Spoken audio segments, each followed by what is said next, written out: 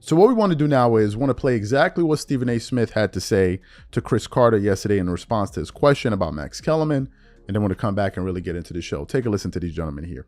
Max Kellerman. Yeah. What was the rub there? Why wasn't that show as successful as other partners that you've had in that spot? Lack of chemistry.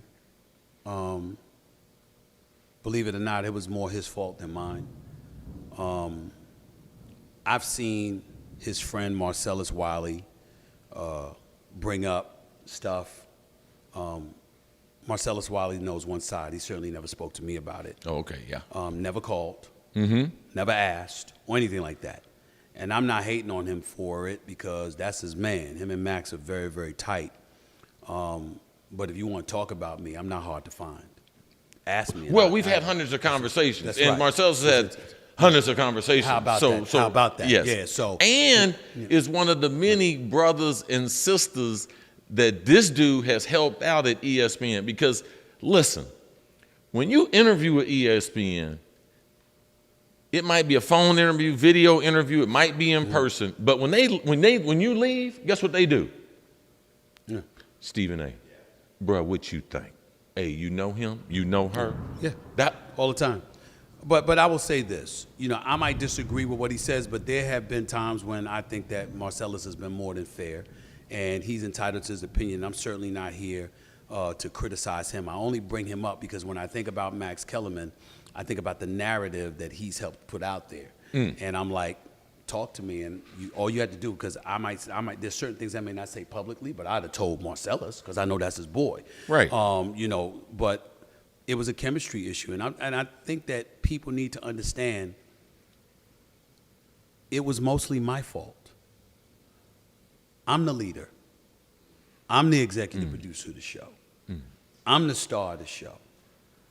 I wasn't looking at Max Kellerman and saying it was his fault that the show failed. I'm talking about us. How I vibe with all the people that I vibe for. The proof is in the pudding. Look at how I vibed with the people that have been there since he's been gone.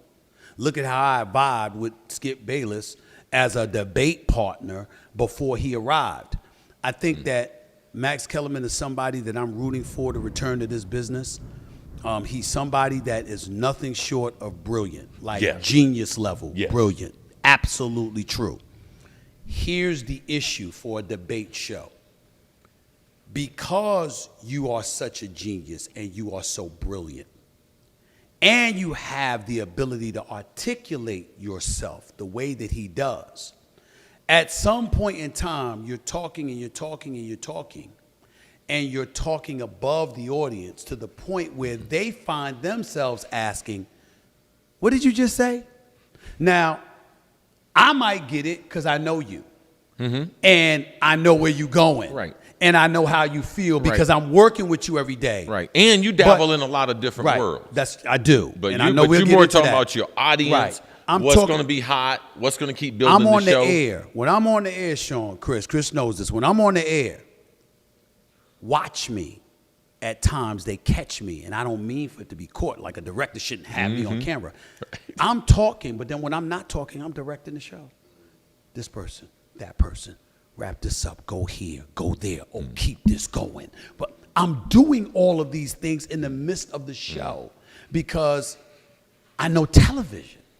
And so because of that, I'm watching an audience look at us for 5 years. In the last 3.5 years minimum, they were asking, what's up with this?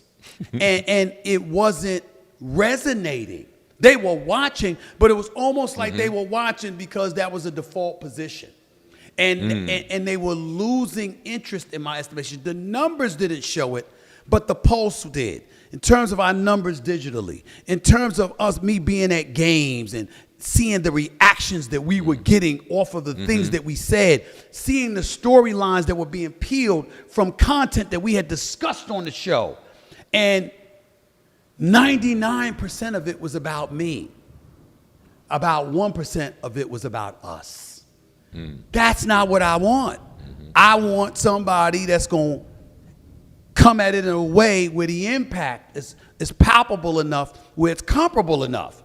And if you don't have that, then you don't have a partnership. Mm-hmm. You might have a show, but you don't have a partnership. People that are rising together. And I felt the staleness. It's our job when we're doing television to get a sense of the pulse of the audience. Yes. And I got the sense that the audience was losing interest. And so I knew it was me, but I said, it's us because it's a debate show. I can't debate myself, and you got to be willing to step out there, take a position, et cetera, et cetera. Not to say that he wasn't at times, because clearly he was. But Skip and I had set a standard. And so the audience had an expectation, fair or unfair, that he was going to live up to that standard that Skip had set. So it really wasn't about Stephen A. It was about the Skip element and comparing that to Skip, looking for him to create that kind of fervor. And when it didn't happen, all of a sudden you felt a staleness.